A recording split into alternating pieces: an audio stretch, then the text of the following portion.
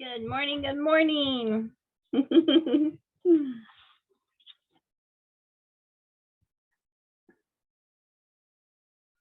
Welcome, everyone. So happy to have you here.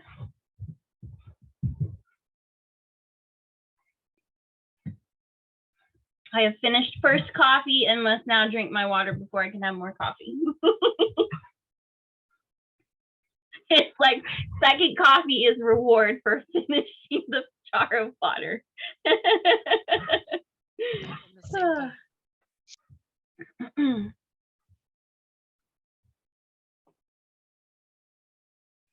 We all have our ways to manipulate ourselves into doing the right thing. Yeah, I gotta start something to get me to exercise. Be like, all right, you can't write the next episode until you do like 10 minutes of yoga. That would be cruel.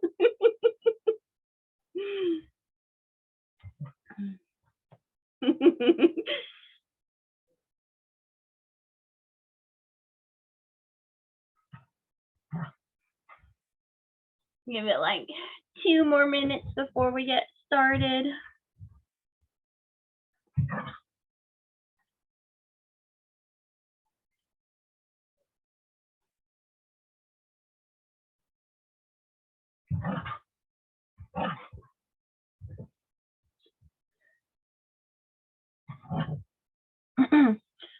You could feel free to type into your chat what your biggest crutch is.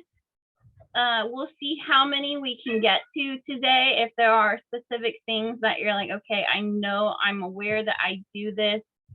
How do I avoid doing that? If those come up while we're talking, I do have a list of topics. I've got like 10 or 12 things, bullet points to talk about. But if you just think of any crutches you have, or you're like, if you've worked with an editor, so that's a good question. Type yes if you've worked with a professional editor before, like not necessarily like your best friend or your beta reader that just did it to help you out. Type no if you've never worked with a professional editor. All right, so we do have, so a lot of you have worked with editors before. Does anybody else get that red pen like anguish when you get it back and you're like, oh, they must have hated it because they marked up so many things. I had to learn to not take it personally when I got things back from my editor. I was like, oh my gosh, she hated it. She ripped it apart. Like, what is she doing? I must be awful. But hopefully we learn to just we got to get a thick skin with that and learn that it's not personal. All right, it is 10 o'clock. I'm your host today, Tirza M.M. Hawkins, and we're going to be talking about self-editing tips. Now, this is specifically for fiction authors. I'm sorry if you write nonfiction. I am not your person to help you with editing, because the way that I write nonfiction could almost be a transcript of the class that we're going to have today. Like, I seriously do my nonfiction like I'm just talking to a friend, and it's very conversational. I try not to be, preachy in my nonfiction, so that it just reads like, we're having a casual conversation. So this is definitely for fiction authors.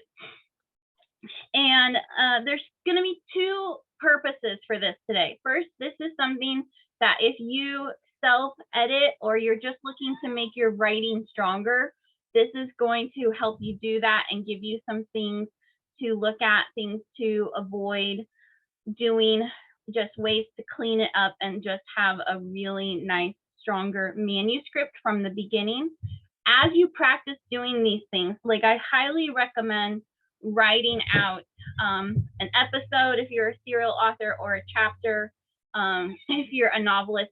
Let it sit for a day or two and then come back and look over it with these bullet points and see, okay, which of these am I guilty of? Which can I improve in?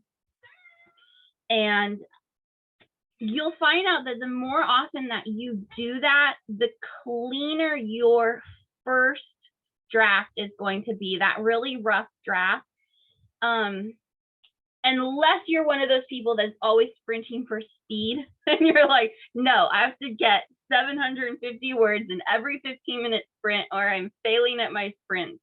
I have found that the more that I self-edit, the slower my sprints are. Like I typically will get anywhere from 250 to 400 words in a sprint, depending on the story I'm working on. But the material that comes out is much cleaner and takes me a lot less time to edit. So I'm saving on my editing time. Zelda, hey, sorry, my dog is attacking my cat. They all want to be in the office with me, but now they're playing and she just needs to behave, otherwise I'm getting distracted. So you might find you're getting less content during your sprints, but that editing, that cleanup is going to take you a lot less time. The second benefit of this is if you can avoid some of these common mistakes and correct them yourself before you hand them off to an editor, a lot of editors will negotiate rates. And so if you're coming in having already solved a lot of these common problems that they're going to be like passive, passive, passive, telling, like they're, you know, all of those things that they need to point out to you, if they're not having to point those out to you on every single paragraph, you know, every single page, you can probably negotiate a much better rate with an editor from doing this. So a free tool for you guys to use. Hopefully everyone here knows about Grammarly. It is free. Now, one thing about it is that Grammarly is not the best for creative fictional writing. It does tend to come off as a little more professional. It's going to want to add in some like extra words. Like there's some phrases that when we're speaking, we don't always use the word of in, that they're going to want you to add it to. And I always just tell them no. Like Grammarly, no, this reads just fine how it is. So don't just blindly accept everything that Grammarly recommends for you, because some of it, and some of them will give you the reasoning. Well, if you use this word, you'll sound more professional. I'm not trying to sound professional here, Grammarly. So just make sure that you don't blindly accept all of the suggestions that it gives you, but it is a free tool to use. I did, yes, ignoring recommendations within dialogue. Yeah, I like to let my characters speak the way that people naturally speak. So not everything that I say today is going to be something that I apply to dialogue, and I'll try to point that out when it's something that's like, okay, dialogue is happening. I want my characters to sound like humans, not like robots. So I'm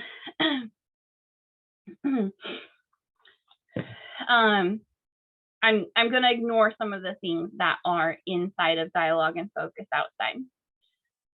So let's start first with pacing and sentence variation. So we don't want to have things that are too long or too short. And in this digital age, a lot of people, even me, I will 90% of the time pick up a paperback book rather than read on, I have a Kindle Paperwhite, or even reading on an app on my phone. I'm much going to pick up the physical product, but we need to keep both the digital and the physical, and even the audiobook version in mind as we're working through our writing here. Because if you have a, first off, I'm going to use the book American Psycho is an example of sentences that are way too long and paragraphs that are way too long. There was a sentence in the book, I think it's on the first page. The sentence was a third of the page. I had to reread that sentence so many times. And that bothers readers when they can't figure out what it is that you're talking about, because your sentence needs to be broken up into 2 or 3 sentences. So if you have more than 3 phrases in a sentence, break it up. So you know, if you have that beginning phrase and then the middle of your sentence, and then you added a phrase on the end, and then you want to keep going, no, stop there. Like that, don't go past that point. Just because overly long sentences are going to confuse the reader and they don't want to have to go back and reread. It makes reading less relaxing when you have to do that. And then paragraph length, a really long paragraph. Again, in the book American Psycho, there is a paragraph that touches 6 pages. It begins on a page, you turn the page, it's on 2 full pages, you turn the page, it's on 2 more full, and then it touches the 6th one. And it was all just describing like his apartment and wardrobe, and it was awful. But breaking those up. And if you're reading on a digital reader or on your phone, we really need those breaks to help our eyes follow where we're at. When it's all one long block of text, it's tedious. We have a hard time tracking and following where we're at, and it just makes the reader have to do more work for it. The other thing with long sentences, long paragraphs, and even long chapters is anytime you have something long, it makes the reader relax a little bit more and settle in. So just thinking of the feeling that your pacing is creating for your readers, anytime that you shorten it, anytime you want to emphasize something, if you have a single sentence you want to stand out, put it on its own line. This is a way to, you're either speeding things up, you're emphasizing, you can use this to take the reader's breath away. So it's creating, it has to do with the tension also that you're building. One of the best examples of building tension with the short is Stephen King's book, The Eyes of the Dragon. In the second half of that book, he has, I think there was even one chapter that was a single sentence, and it just creates this enough like, oh shoot, he just told me something really important, and now we're turning away from that character again, and then he'd go to somebody else, and then he'd go back to that character, and there'd be another short chapter. And again, that is creating a tension, a buildup for your reader. So just paying attention to what pacing you want to create and how that visual looks on a page and on an e-reader for your audience. Dialogues.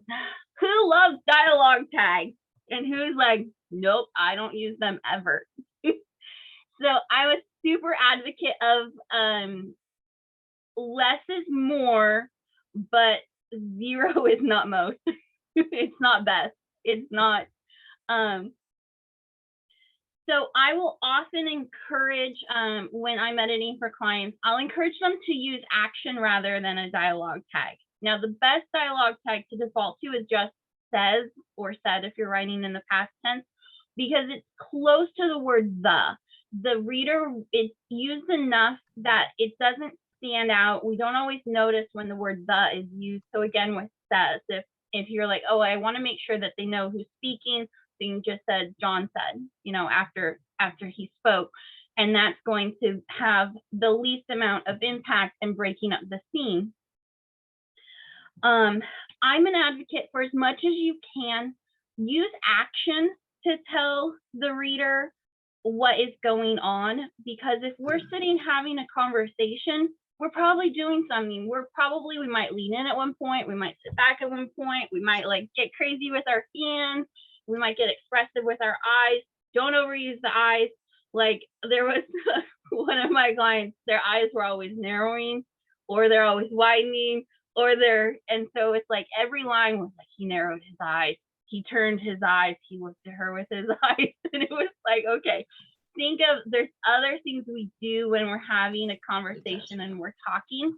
So as often as you can, this gives the reader some feedback as well into your characters. Like if he sits back and he crosses his arms, like, well, like we could read into it that he's either getting comfortable, he's bored, he's irritated, and we can kind of know that based on the conversation that is going on.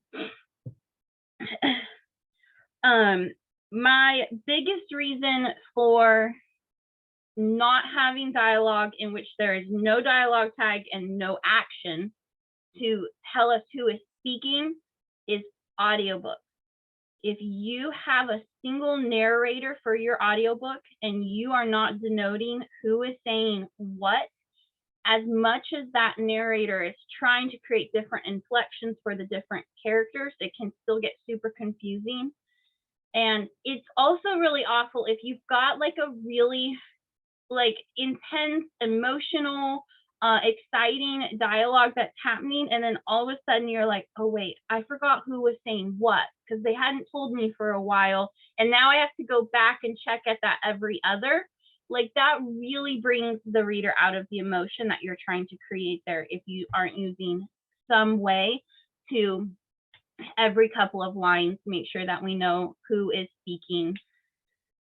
And I really don't like the talking head where it's just like you have a line of dialogue and then the next one, and like there's no tags, there's no movement, the person isn't doing anything. Like most of us aren't like just sitting here still talking heads, like no emotion, nothing. Like we're like humans typically move as they're speaking or doing something or even thinking, like if you're one of those that are including your character thoughts in it. Please don't use action as dialogue tags. You can't have like he cowers or he ducks, where he's like, don't throw that at me, comma, end quote, he ducks. That is not a dialogue tag. If it doesn't describe that he was saying or how he said something, it is not a dialogue tag. Please don't use it as such, because then they're going to be like, how do you like coward as like a way of saying something? All right, let's talk about some adverbs. Those are our ly words. Also the word very, that is one. So I do, again, with adverbs, especially like really and very, I will leave some of these in dialogue. Try not to do it like, use it to create that character style. So again, I might not do this for all of my characters, but if I have a character that's dramatic and wants to say very all the time, I'm gonna especially let it apply to that character and ignore it. But the thing is with adverbs is they typically let us get away with just being sloppy, and also it's kind of a more of a telling rather than showing thing. If we say, John walked really slowly down the street. Well, I mean, we're all going to get a different visual from that. But if we say like John plodded along, barely picking up his feet, moving moving a mile a minute. We don't want to use cliches like that, but it's just, if you can add into it more rather than getting that really, like, she was really tired. Instead, we could say she was exhausted, ready to collapse at any moment. And that gives us, a bigger feeling, and we can go into then, why she's exhausted. Or he was very excited. Like it's kind of a cop out of like, you could instead say, if we want to emphasize that he's excited beyond excited, like tell them why he was, or how even he was excited, talking a mile a minute without stopping for air. Like, see how that's a big difference rather than he was really excited. Yes, Stephen King has a lot to say about adverbs. He says that the road to hell for authors is paved with adverbs. So I will typically, I will allow myself about 2 to 3 adverbs per 500 words. And that's about a standard page if you're typing in a word processor at like, a typical font at like size 12, that's typically 500 words. So I'll allow myself a couple, because there are some that, there's a big difference between saying he kissed her and he kissed her passionately. yes, we're using an adverb there, but it's kind of important to describe, the action beyond, he kissed her platonically. Like, the adverb has a use there. It is telling us something that is difficult to describe without using it. Another good time, like think of a case of, typical vampires have to be invited in willingly. Like you have to invite them in willingly. And so again, when it's something that you have to denote and it's really difficult to come up with without being wordy, because there's a long, like, she has to be willing to let him into her house without coercion. Like, okay, like I would rather you just say she's got to invite him in willingly.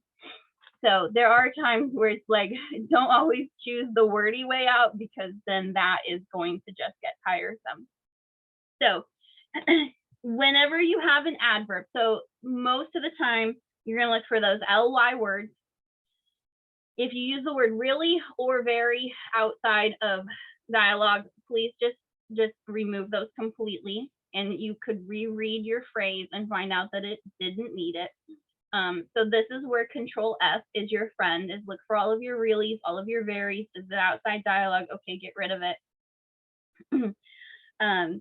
And then find out ways to tighten up your verbs. Because if you're saying he walked really slowly, no, he plodded, like he limped. Like find out what it is that he's actually doing rather than walking slowly. I'm going to take a sip of water.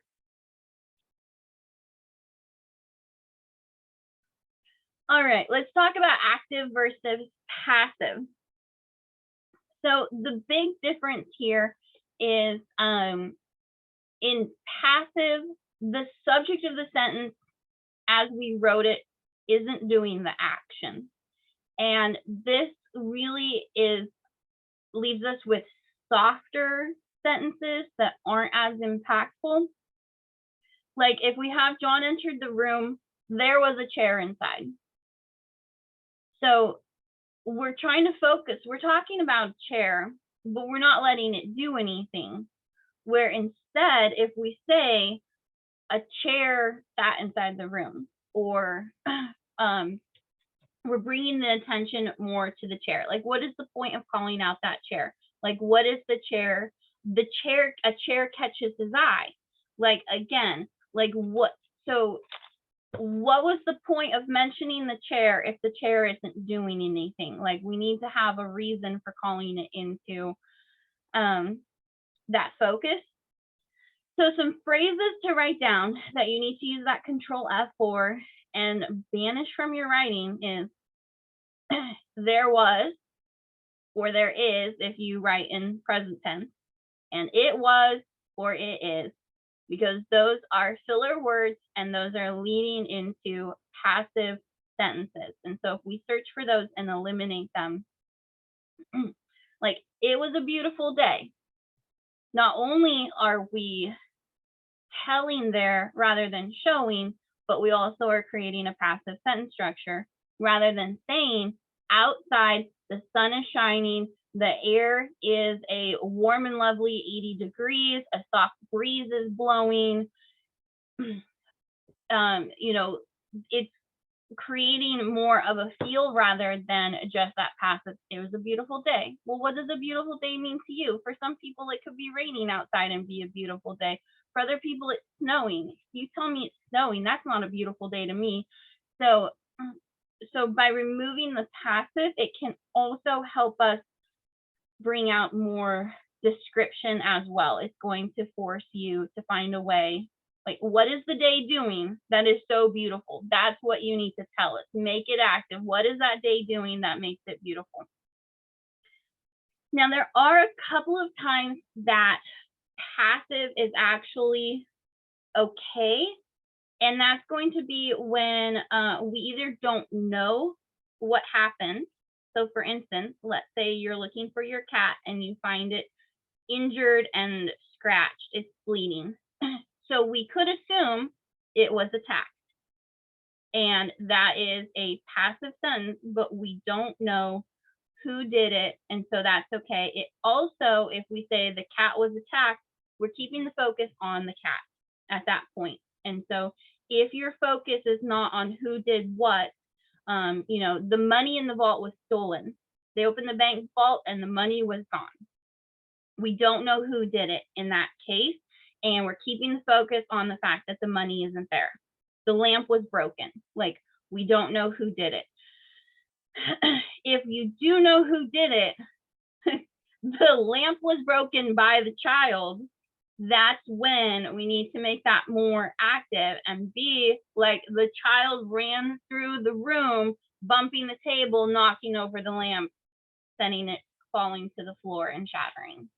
So that makes it much more lively, much more visual, and you've got to add in those extra details in order to change it from the passive to the active. So it depends on what your focus is on, whether passive is okay, but most of the time it's not going to be.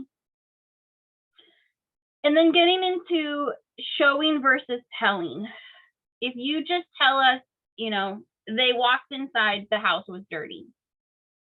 Okay, well, that could mean different things, and you're just telling us something. But if they walked inside, dust lingered on every surface, the floor was a mess with animal hair and children's clothing, without a place to step for fear of, walking on Legos, and piles of newspaper line the wall, there's no place to sit because it's covered in dirty clothing, like building a visual. So a lot of times, if we're just telling something, we're not getting into the full description of it and creating that visual of, you couldn't take a breath without feeling the dust filling your nostrils and choking your lungs. Like, how can you add in more sensory to that as well? So just paying attention for those times when you're telling the reader something. He was scared. So that's one. Well, how do you know? That it's a big one. If you tell that, you can tell when you're telling rather than showing. If you can ask a question, well, how do you know? And have to describe it. So if you haven't described it and you're like, well, how do you know? How do you know he was scared? Well, did you see it because he tensed? And if you're telling this from the person's perspective, did their heart rate rise? Or if you're telling it from somebody facing them, did their eyes widen? Like, did they suddenly stop what they're doing and they're no longer moving? Like, did they cower? Are they backing up? Are they recoiling? So if somebody's looking at somebody and it's oh, they could tell that the person was mad at them. Well, how did they know they were mad? There's always those visual clues. There's always those details that you can go into, that's going to let whoever know what is happening. And that's what we want to get into, is rather than that telling, we need to show. So if you can look at a sentence and be like, okay, I think that's telling, then just ask, well, how does this person know this? How do they know the house is dirty? What clues them to that? What clues them into being scared? What are those details? And then that what does that look like? Her father was angry at her. Well, what does that facial expression look at? I've Googled facial expressions of okay, what does an angry person look like? What does a scared person look like? And just go and you can Google that and look at the images and be like, okay, what face is the face that I'm looking for, and what is their face doing? Moving on to filler words. Now, these are words that we add in there that aren't needed, that kind of slow things down, and then get overused. So this is just kind of a list to look at and to put in and to see in your Control F function how often you're using that. So big one is that. If you can read a sentence without using and you take out the word that, and it still reads the same way, then remove it from the sentence. So that, just, even, really, actually, very, those are most of the time filler words, and the sentence will read the same without them. Of course, when you're using the word that and it's beginning of a phrase, and where we're talking specifically about that cat or that event, like those are times when we're going to keep it in there, but other times we're going to want to remove those. Yes, Debbie just said, and I always have the emotion thesaurus within arm's length when I'm writing. So if you need help coming up with descriptions of character emotions, how something feels in the body when a character is feeling a certain way, or behaviors they might have. Yeah, I do too, Chris. Chris said I love the entire series. I have them. The other two are within visual range, but this one is always at hand links. If you use this daily in your writing for a year, you're going to have it memorized and you won't need it anymore. So I encourage you, just buy it, start using it immediately, and then you're just naturally going to build on that. Thank you, Mac. Matt wrote out the list for people of filler words. Sentence starters. We need to vary the way that we start our sentences. If you're writing in first person and you start every sentence with I, or you're writing in third person and every sentence is starting with he, she, they, it gets very monotonous. I went to the store, I purchased milk, I came home, I took off my shoes. It almost sounds like something right in a diary. So we need to move those I's further into the sentence or restructure the sentence. Or add some details in between. Like I went to the store, the day was, the sun is shining down, it's a super hot day, the car is roasting inside, I turn on the air conditioner trying to catch my breath. Or if you have phrases that are later on in the sentence that you can move to the beginning to start it, to push the I in. So I either look for easy ways. Can I tell more detail if I don't start this sentence with I? If I start it talking about something else, can I show more details? Or if I'm stuck using an I or another, personal pronoun, he, she, they, is there a way to move it further into the sentence? Like, can I start with a phrase or something else and push that further into the sentence? But it gets really monotonous when every sentence starts with the same word. A good rule of thumb, one of the averages that AutoCrit gives, is you don't want to start more than about 30% of your sentences with a name or a personal pronoun. And so if you count up, on a typical page, be like, okay, let's look at these 500 words that I've written, and I've got 50 sentences here. You don't want more than 15 of them starting with a name or a personal pronoun. So that's just a good check for you to occasionally do. Like, if I look at a section and be like, oh, wow, it looks like I've got a whole bunch of them starting with this. How can I change that? Again, sometimes with dialogue, we do tend, when we're talking to people and we're telling a story about ourselves, we will start our sentences with the word I. If I'm telling you what I did this morning, I got up, I brushed my hair, I made myself some coffee. So again, dialogue, you can have a little bit of leeway with those, but just watch out and be aware that you aren't starting too many of them. Getting rid of generic descriptions. These are the words like small, large, big. It was a small cat. Or it was a large cat. Like, well, what does large mean? Because for some people, large is a 15-pound cat. For some people, large is an 80-pound cat. So making sure that you're using descriptions that can convey the meaning better than just a generic word of that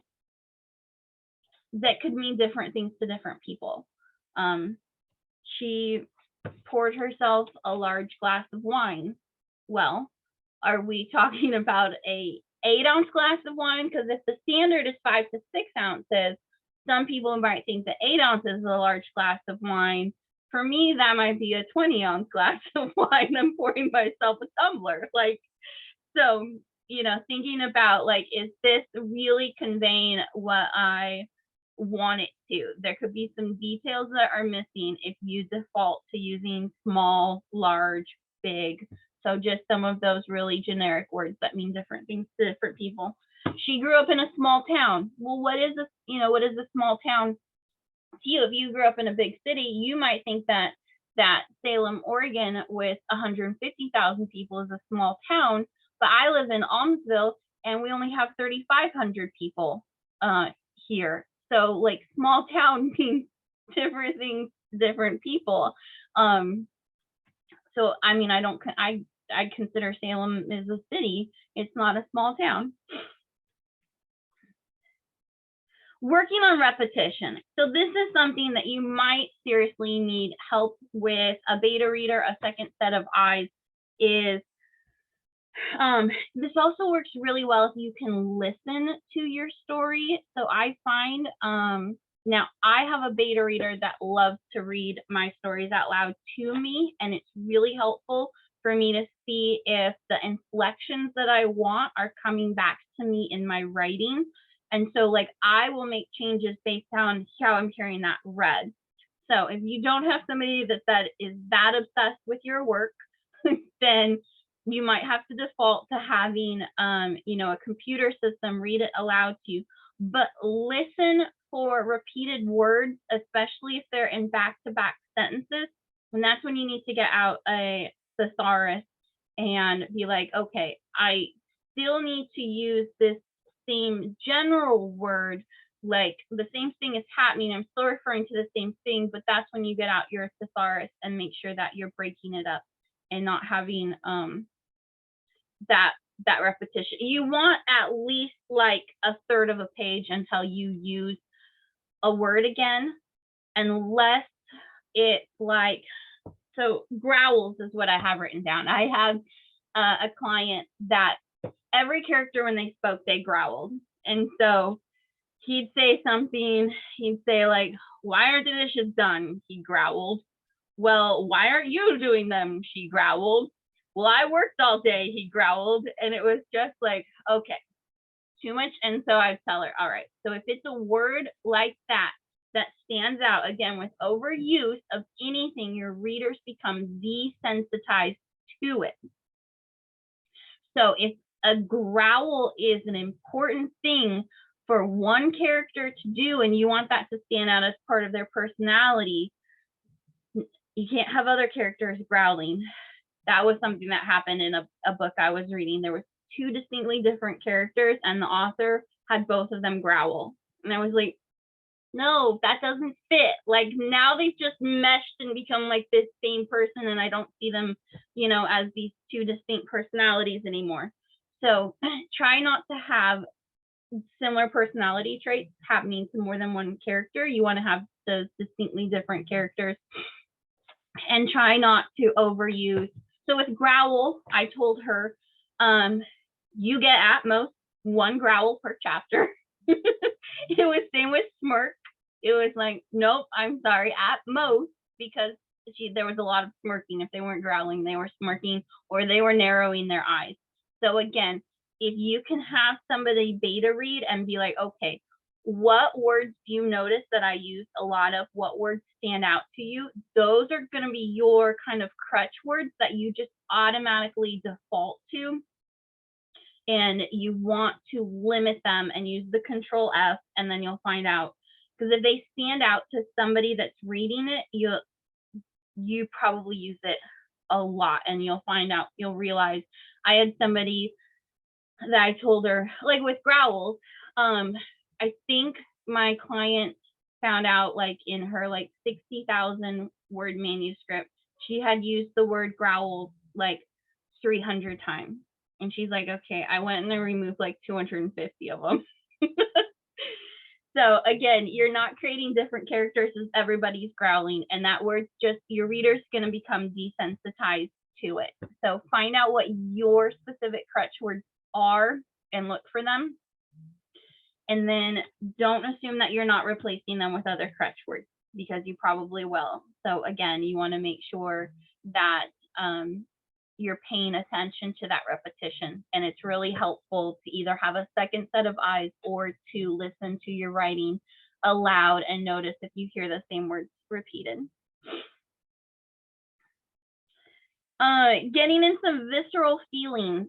This is again with the emotion code, something that's super helpful for finding out, you know, what actually is a visceral feeling. It's what happens in the body, and it's another one that you can ask, well, how do you know? So if you have your character walk into a room and they see something scary and you tell your reader they were afraid, that's where a good editor is going to come at me like, no, that's telling, not showing. And how do they know they were scared?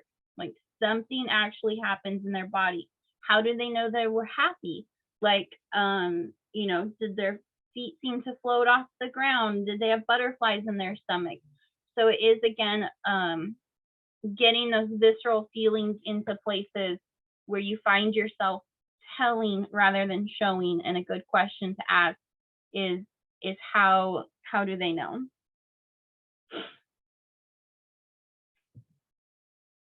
I'm speeding through this a little bit. We are coming up on 10:40. So if you have questions, you could start typing those in. I just have a couple last things to say. Vivid descriptions. So when you're writing, so if we take the phrase, he stood up from the chair.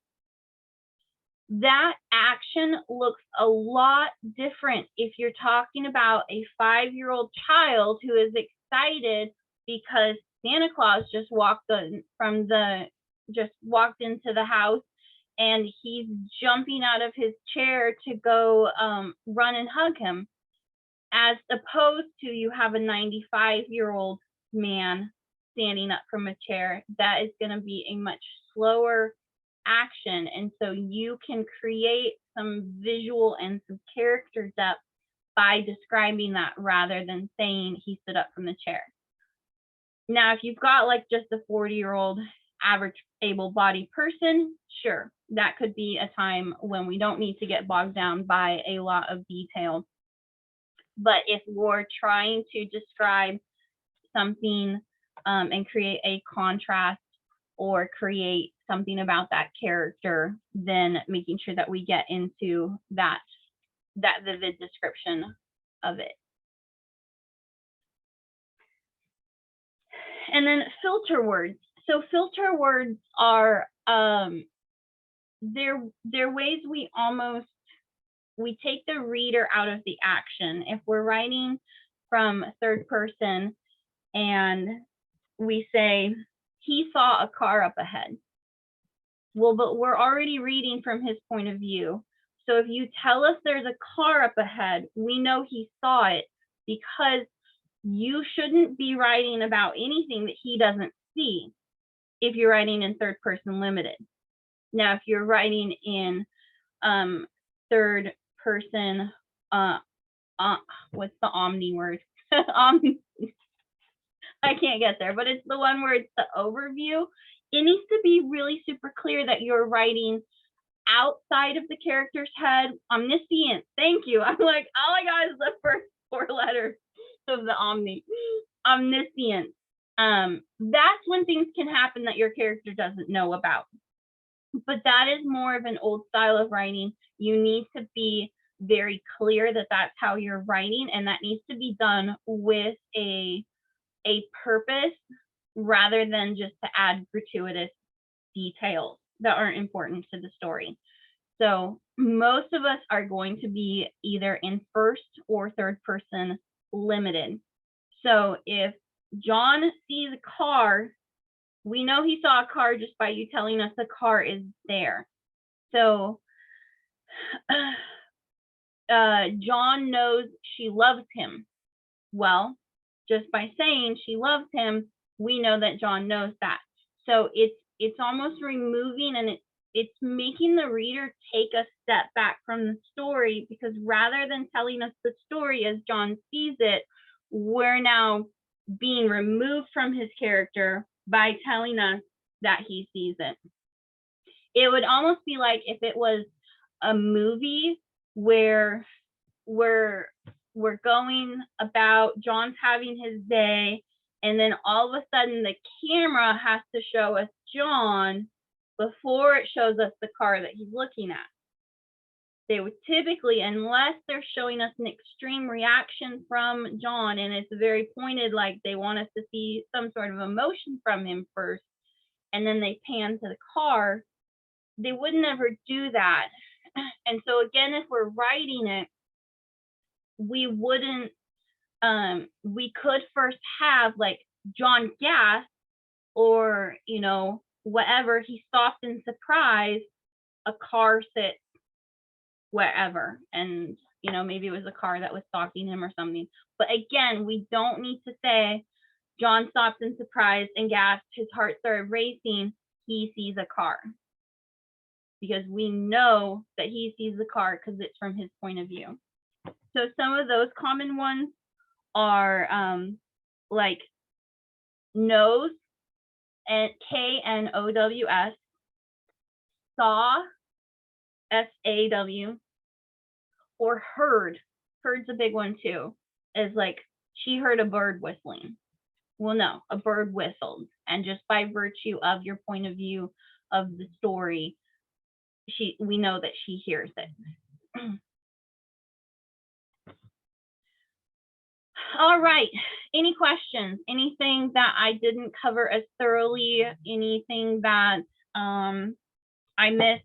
So one thing that's difficult for you to do on your own, so there's two things that are going to be more difficult for you to do on your own as self-editing, is the repetition, because it's going to be difficult for you to see that flaw in yourself unless you have become aware of some of your crutch words. And the developmental, you are too close to your story that you don't know what you haven't said yet, you don't know what you haven't explained yet, because it's all there in your head. So having that outside person being able to, well, what about this? Like, this doesn't make sense with this. I don't understand why this character did this. Like, those are the important things that outside person can do for you, that you're too close to your story to know that for yourself. Because if you have a very vivid story in your head, you don't know what you haven't put down on that paper for the other person to read. And so that's going to be really difficult for you to do on your own. So hopefully you can find a beta reader, somebody that enjoys reading. The genre that you're writing is important. So you don't want to ask, you know, your super conservative friend to read your smut writing if that's not what they enjoy, because they're not going to get engaged enough of it. As much as they love you, they want to support you, they're going to buy your book, it's going to live on their shelf completely unread, because they just want to have your book that has their best friend's name on it, but that's not what they read. They're not going to be the best one to help you. So try to find a beta reader. Some editors will offer developmental for a much cheaper price. So you should not, if you're paying for developmental editing, that should not be costing as much as some of the line edits and the more definite ones where they're like helping you work out every single sentence and making every sentence shine. They should be reading the story as more of an overview and being able to give you a general, like, well, this wasn't explained and why did this happen? All right, our questions. I mentioned AutoCrit as one editing software that helps writers find things like this. Pro Writing Aid is another. Speaking to the differences between them. So one thing that I've noticed, I use AutoCrit. I have not used Pro Writing Aid, and I probably won't. Now, when I bought AutoCrit, I bought a lifetime subscription, so it was a one-time cost. So I'm not paying monthly for that, and that was a big reason why I bought it. I do know that since I used AutoCrit, I had clients that told me, hey, I ran this through Grammarly and I ran it through Pro Writing Aid, and now I'm sending it to you. And one of the first things that I do is I put it into AutoCrit, and I like notice all of these things that had not been caught before. So in my opinion, as someone who I've never looked at Pro Writing Aid. I think I've maybe been on the landing page of their website is the closest I've ever come to using them. I don't know what they're like, but I have found that I have caught things in AutoCrit that they did not in Pro Writing Aid. Yeah, so Chris said Pro Writing Aid has a section that points out repetition for you. I think that some of that you do have to set up and tell them like to look for specific words, because again, I would catch a lot of repetition in AutoCrit when they had already used Pro Writing Aid. So talking about sprints and how to make that process better. One of the main things that I was talking about with sprints is that if you are self-editing and you start to pay attention to these things that you do, you might notice that your output per sprint goes down a little bit. So when I started paying attention to these flaws, I started writing cleaner rough drafts when I was sprinting. So rather than being able to write 400 to 500 words in a 15-minute sprint, I now am pretty consistent between 250 and 350 words for a 15-minute sprint, but it takes me a lot less time to edit because I'm already fixing these mistakes as I go, as I'm aware of them, and I'm working on ways to actively change the way that my brain thinks when I sprint. So if you're somebody that has to have that high sprint output, you might need to turn off your editing brain when you're sprinting.